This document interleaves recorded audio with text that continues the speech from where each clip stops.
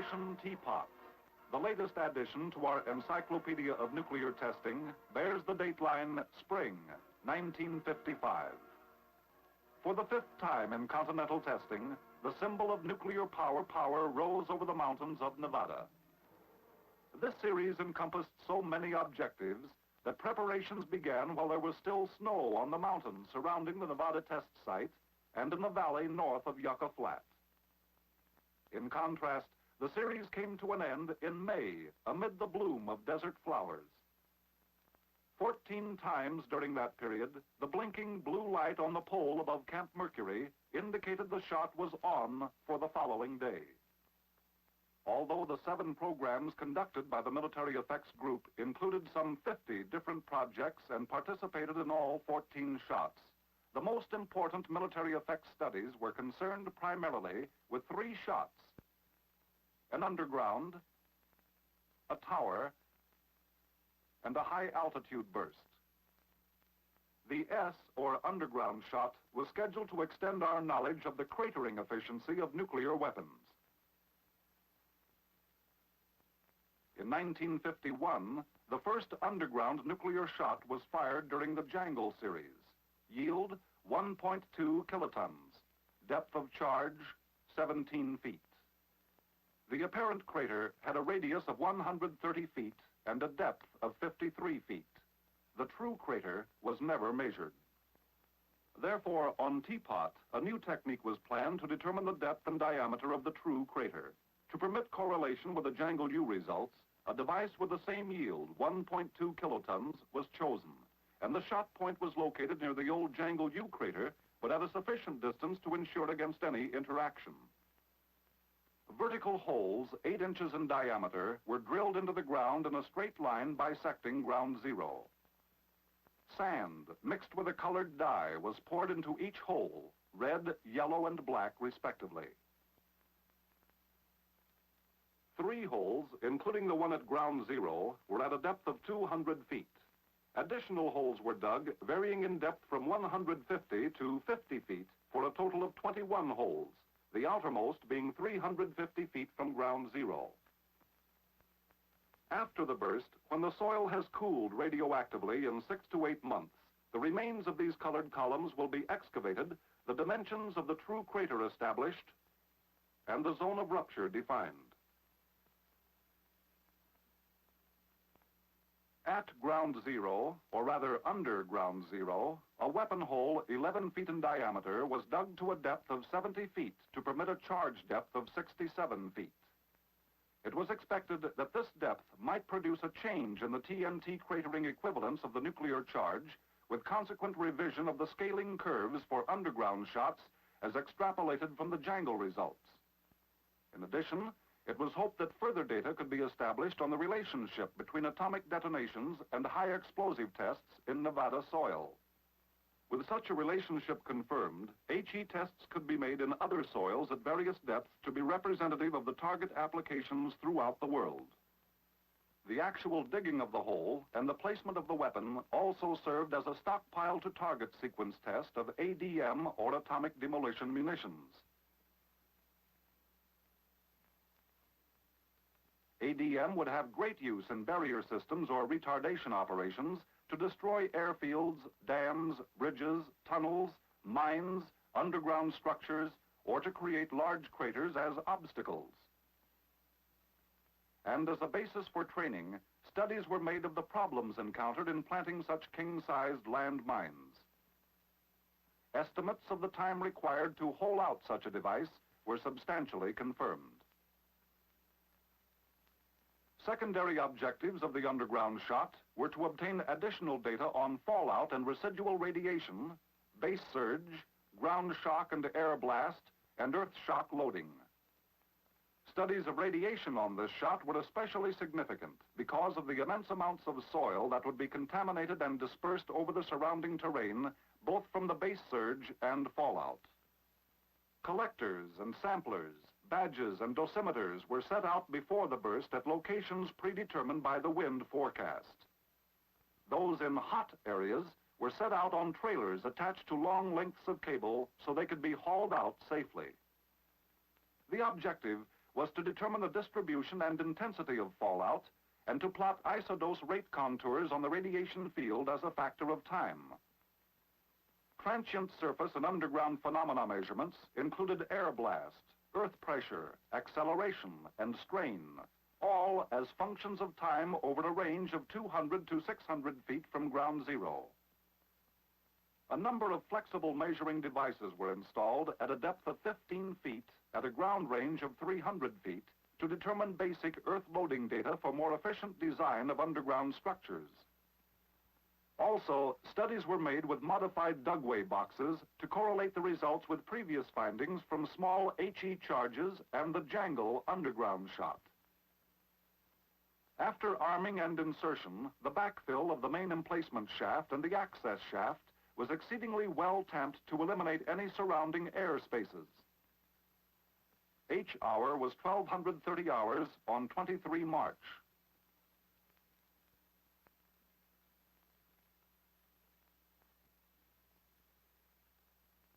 As expected, the base surge phenomenon was clearly visible. The throwout reached a height of 700 feet and a maximum diameter of 1,300 yards. The diameter of the base surge extended beyond 1,760 yards and definitely carried radioactivity of high intensity in the upwind and crosswind directions. Time of arrival data downwind from ground zero show that the fallout traveled at about 2 miles per hour ground speed. Cloud growth studies indicated a maximum height of 10,500 feet at 10 minutes after detonation. Radiation surveys were made by lowering an instrument from a helicopter over the crater at H plus 1 hour and 40 minutes. Calculations indicated that the dose rate had been 6,000 Roentgens per hour at H plus 1 hour, just inside the crater lip and extending out to 150 feet on all sides of the crater. 90% of the activity on the crater lip was in the first 12 inches of depth. In general, good correlation was noted between the gamma field intensities as predicted from HE and nuclear data and the observed intensities. Using the T to the minus 1.2 decay factor, a plot of distribution and intensity of fallout at H plus 1 hour showed almost a tenth of a square mile enclosed by the 3,000 Roentgens per hour line, almost half a square mile at 500 Roentgens per hour, and about 1 1/4 square miles at 100 Roentgens per hour. The 20 Roentgens per hour area reached about 4 miles downwind. Samples of the soil in the fallout area, analyzed by a scintillation spectrometer, revealed that the residual gamma spectra were predominantly those of fission products with small amounts of neutron-induced activities in manganese 56 and sodium 24. Since ground personnel might be required to pass through or occupy an area in which there is fallout, a study was made of the nature of the radiation hazard. Human phantoms were set out in radioactive areas. Some in prone positions, some in standing positions, and some in areas that had been brushed superficially to determine the value of such a simple precaution. Results indicate that the surface dose from soft gamma or beta radiation in many cases was 20 times the average internal dose for a man lying prone, but that brushing the ground reduced this factor by 50%. Data from instrumentation on earth shock revealed that while inputs were lower than expected, nevertheless satisfactory measurements were obtained on transient surface and underground phenomena. Aerial mapping techniques were used to measure the apparent crater for comparison at a later date with dimensions of the true crater. From aerial stereographs, the depth of the apparent crater was computed at 90 feet, the maximum lip height at 19 feet, and the radius at 146 feet. The radius was less than expected. These results indicate that the charge depth does not appreciably increase crater radius, although the volume of material displaced is greater. An analysis of the data from the Jangle and the Teapot underground shots of identical yield leads to the conclusion that there is no significant change in cratering TNT efficiency over the range of charge depths from 17 to 67 feet for a yield of 1.2 kilotons. South of the underground testing area is Yucca Flat, location of Hornet, a 300-foot tower shot. Although Hornet was a development shot, a military effects study was made to evaluate the attenuating factor of a ground smoke screen against thermal radiation. As expected, it was found that a 75 to 90% attenuation resulted in areas where the fog oil smoke was heaviest. Out on Frenchman Flat, however, the Teapot schedule called for the most extensive military effects test of the series, coded as the Met shot. A tower shot of 28 kilotons expected yield, 400 feet above the dry lake, Met involved the greatest number of projects in two important objectives. First, destructive loads on aircraft in flight, wherein 3 drone jet aircraft were timed to be directly above ground zero at shock arrival time. And second, a study of the behavior of blast waves along different types of ground surfaces, particularly to obtain more information about precursor phenomena. Several low nuclear bursts on prior Nevada tests had revealed the existence of a precursor or non-ideal blast wave that preceded the main shock front. Shot 10 of upshot knothole formed such a wave, and drag-type targets were damaged much more heavily than by similar overpressures from shot 9, which had an ideal waveform. For example, on upshot knothole, jeeps were exposed in both shots 9 and 10 to overpressures of approximately 9 psi. On shot 9, only moderate damage. On shot 10, a low burst, the damage was extremely severe, in many cases completely demolishing the vehicles at the same overpressure that produced moderate damage on shot 9, a high burst. Dynamic pressures were much higher for the low burst, which produced a dust-laden precursor blast wave. Was dust an important factor? Did the precursor increase the damage effectiveness of a low burst? Would a low precursor-forming burst be more effective than a surface burst? What effect did the characteristics of the ground surface have on the effects of a low burst? Answers to these questions were important objectives of the Met shot. The area layout of Met called for 3 types of surfaces: the desert, or dusty precursor-forming surface, the asphalt, or non-dusty precursor-forming surface, which would absorb thermal radiation, the water, or non-dusty, non-precursor-forming surface, which would reflect thermal radiation. North of the tower was the water blast line, a shallow artificial lake 800 feet wide and 3,000 feet long, which was flooded with several inches of water just before H-hour. Towards the south was the asphalt blast line, a smooth surface rolled flat upon the ground and also 800 by 3,000 feet in dimensions. To the west, the usual normally dusty desert surface of Frenchman Flat. Much of the instrumentation was duplicated along all 3 lines in order to correlate the results. Pitot tubes to measure the dynamic pressures. Pitch gauges to determine the vertical change in direction of particle motion versus time and distance. Snob gauges to measure the dynamic pressure of the air alone in the presence of dust. Density gauges to measure the density of air and dust, and to determine blast effects on objects of varying shapes. Spheres, cylinders, and force plates were set up at instrument stations. Throughout the Met test area, each instrument was ready to catch a specific clue that would aid in solving the problem of the precursor. What was the quantity and size of the dust particles carried by the shock wave? Dust samplers and beta densitometers would get the answers. Along the 3 blast lines, jeeps, as drag-type targets sensitive to dust loading, were parked at various orientations at predetermined distances from ground zero. Likewise, drag-type structural elements and simple shapes were positioned. Some were concrete cubicles with instrumentation mounted on them. Some were old upshot knothole structures, such as the bridge members and trusses, water tanks of welded and riveted construction, and several of the existing test structures. Some structures were covered with 3 feet of earth to evaluate such protection from a blast wave estimated at 17 psi overpressure and 120 psi dynamic pressure. A special study of the effects of positive phase duration was begun on this shot. 2 sets of buildings were erected of steel frames with 2 different types of wall paneling. Theory predicts that as positive phase duration is increased, the peak pressure required to cause a given level of damage is decreased for certain target types. In order to obtain positive phase durations differing by as much as 10 to 1, two shots are required for this study. One with a nominal yield in the kiloton range, and the second in the megaton range. For example, the Teapot buildings were to be exposed to a positive shock phase duration of less than 1 second at 3 to 7 psi, while later in the Pacific, it is planned that duplicates of these same buildings are to be exposed to a large yield positive phase duration of 5 to 8 seconds at lower overpressures. Since the water blast line afforded the possibility of a clear or ideal shock wave with classical free air characteristics, a study was set up to determine the structural response of fighter aircraft horizontal stabilizers.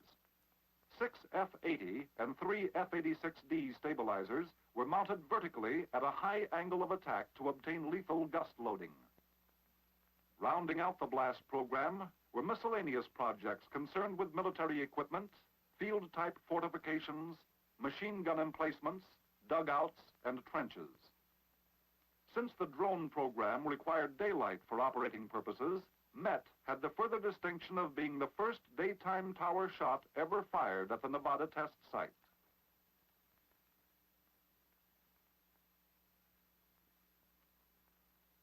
While the expected yield was 28 kilotons, radiochemical analysis indicated a yield closer to 22 kilotons.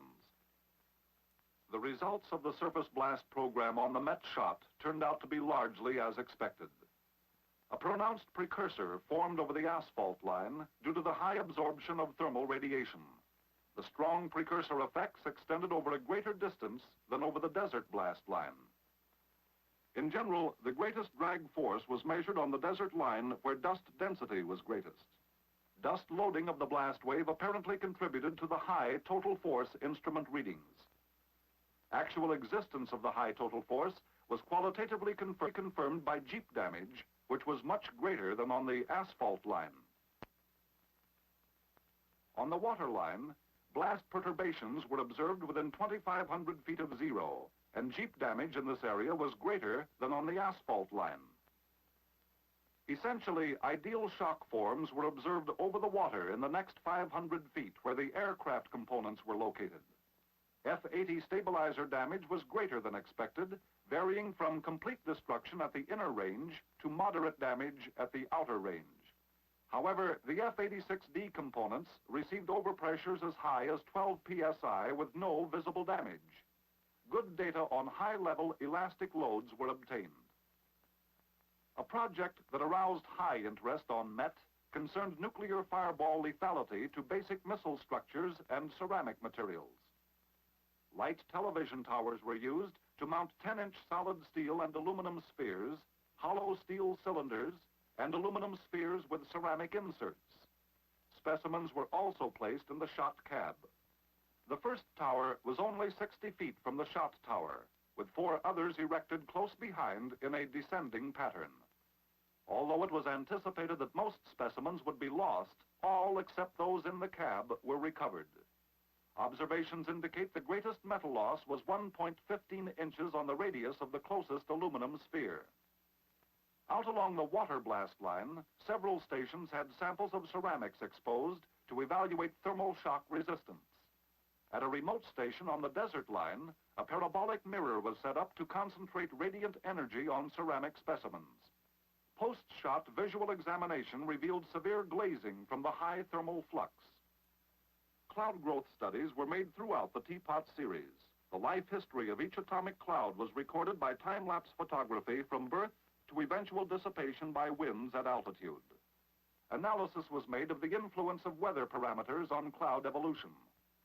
While radiochemical sampling of atomic clouds is now routine procedure, special penetrations were made on Teapot to determine the radiation hazard to flight crews and to evaluate the contact radiation hazard from contaminated aircraft to ground crews. It was found that penetrations as early as 15 minutes after detonation could be made without significant radiation hazard to flight personnel. Surveys of aircraft contaminated from early cloud penetrations established a correlation between standard gamma meter readings and the actual contact radiation hazard, and indicated that maintenance and service work could be performed by ground crews without radiation injury. One of the most important single projects of Teapot was the drone blast study on Met shot to investigate lethal effects of blast on aircraft structures in flight. 3 drone F-80 jet aircraft were to fly at 3,800, 4,300, and 5,100 feet above the shot tower. For evaluation purposes, it was necessary that the aircraft receive a single-peak ideal-type shock wave. It was planned that the drones would receive severe, moderate, and light damage with the possibility that the lower drone would be destroyed. A prerequisite of this test was information as to where the incident and the reflected shock waves would merge over the fireball. Past tests indicated that the reflected shock wave is greatly accelerated as it passes up through the fireball and could merge with the incident wave. This point of merger and the overpressure versus distance after merger had to be accurately predicted in order to position the drones. Therefore, on development shots, Turk and Apple I, blast measurements were made from parachuted canisters and by rocket-laid smoke trails and shock photography. Analysis of these data indicated that the desired test conditions would occur at the altitudes of interest. Operations for the project were based at nearby Indian Springs Air Force Base. Rehearsals with the drones and the control craft were frequent, since split-second timing was essential to success of the mission. For easier identification, the top half of each drone was painted with a bright fluorescent color, while the bottom was painted white to reflect thermal radiation. Each drone was completely instrumented for input and structural response data, which were necessary for empirical correlation with analytical prediction of loading and response parameters. Instrumentation was designed not only to record, but also to telemeter data to stations on the ground. Under the canopy, a set of cameras was installed to record those crucial seconds when the blast hit the aircraft. The instrument panel was photographed as well as each wing and the tail section. Provision was made to eject the entire unit and lower it by parachute should the aircraft become unflyable. Each drone plane was accompanied by 2 mother aircraft, one in control and one as standby, while 2 chase planes tagged along, armed to shoot down the drone in case of malfunction. The decision for detonation of Met was dependent upon the position of the drones, and provision was made for cancellation of the shot at any time up to H-hour minus 30 seconds. As a safety precaution, the direction of flight was planned so that any damaged or destroyed aircraft would crash into the uninhabited area to the northeast of Frenchman Flat. High-speed photography records the path of the drones as they pass through the shock wave above the fireball. The wingtip instrument pods of the bottom drone are blown off and drop in an arc to the ground. The bottom drone, en route to the emergency landing strip after the burst, crashed because of loss of control before landing could be accomplished. The middle drone was landed successfully on the Dry Lake emergency strip, while the top aircraft was brought back to Indian Springs. There, the nose wheel collapsed after landing, and a pileup occurred at the end of the runway. The 3 aircraft had been positioned to receive severe, moderate, and light damage from the shock wave. In general, less damage was sustained than expected. The yield was lower, and thus the blast was lower than expected. Studies of the results will have important application in air defense problems to predict in-flight response for other aircraft types. The most unusual of the Teapot series was the HA shot, planned to be released from a drop plane at 50,000 feet for detonation at an altitude of 40,000 feet. Never before had an atomic bomb been detonated at such a high altitude, nor was it easy to erect a blast line in the sky on which to attach instrumentation. The objective was to determine the magnitude of the basic effects, blast, thermal, and nuclear radiation, in a rarefied atmosphere in order to facilitate progress of the air defense program. These data, along with diagnostic type data, would be of great value in analytical studies and extrapolations of weapons effects to altitudes of 100 to 150,000 feet. The low-altitude device, Wasp Prime, was airdropped to burst at 800 feet above terrain, or about 5,000 feet above mean sea level, and the effects and yield were measured. Predictions for the high-altitude burst indicated a slight increase in the lethal radius of thermal radiation, a small decrease in the radius of lethal blast, and a significant increase in that of nuclear radiation. For the HA shot, 8 jet aircraft were to lay smoke trails in horizontal rows 400 feet apart and 2,000 feet above the estimated point of burst. Photography, recording shockwave movement relative to the smoke grid background, would determine free air peak pressures versus distance. Then, the dropped plane would release the weapon, followed by a cluster of smoke grenades, which would be photographed to determine arrival time and particle velocity as a function of time. A string of parachuted canisters would be released next to form an aerial blast line to record effects data and to telemeter pressure information to stations on the ground. Operations base for this project was again the Indian Springs Air Force Base. The instrumentation loaded into the canisters consisted of threshold and fission detectors to measure neutron flux, pressure gauges to measure overpressure, and film badges and dosimeters which were fastened to the inner circumference of the canisters to record total dose of radiation. It was anticipated that the pressure range would extend from 10 psi to 1/2 psi and radiation from 40,000 rem, or Röntgen equivalent man, down to 25 rem. Some thermal effects instrumentation was also carried by the drop plane. HA was scheduled as a daytime burst. Burst 0 was a point about 6 miles high above Yucca Flat and several miles north of the control point. Some blast and thermal measurements were to be recorded by instrumentation on the ground.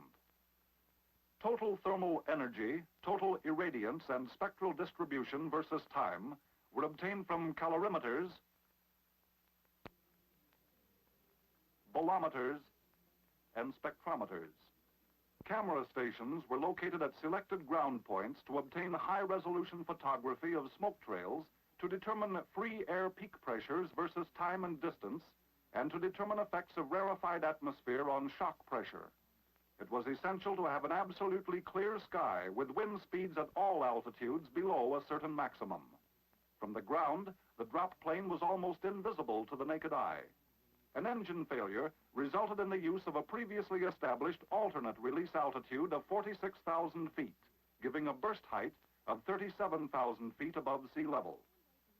An important factor contributing to the success of this shot was the Air Force capability to make successful cloud penetrations at extremely high altitudes to obtain samples for radiochemical analysis. The radiochemical yield for HA was 3.1 kilotons. Studies of the two shots indicated that there is no significant change in the partition of energy at 37,000 feet. However, a one-to-one comparison of the weapon effects for the two shots, with a significant variable being the change in ambient atmosphere, indicates that the aircraft kill radius for thermal radiation was slightly less on the high-altitude shot, while that of blast was essentially the same. For nuclear radiation, however, the immediately incapacitating and quickly lethal level of 5,000 Röntgens had a radius of 2,350 feet for the low-altitude shot against 4,700 feet for the high-altitude shot, an increase of 100%. The great increase in the lethal volume of nuclear radiation is the most significant effect of a high-altitude detonation as applied to air defense against manned aircraft. A summary of military effects studies during Operation Teapot indicates that while important investigations were made of surface and underground parameters, the greatest emphasis was placed on the potential use of atomic warheads against hostile aircraft and missiles. Vital data were obtained on the effects of nuclear detonation at high altitudes and the lethal effects of blast on aircraft in flight, problems of the utmost concern to the present and future air defense of this country. Operation Teapot now takes its place as a significant contribution to our ever-growing encyclopedia of atomic weapon research.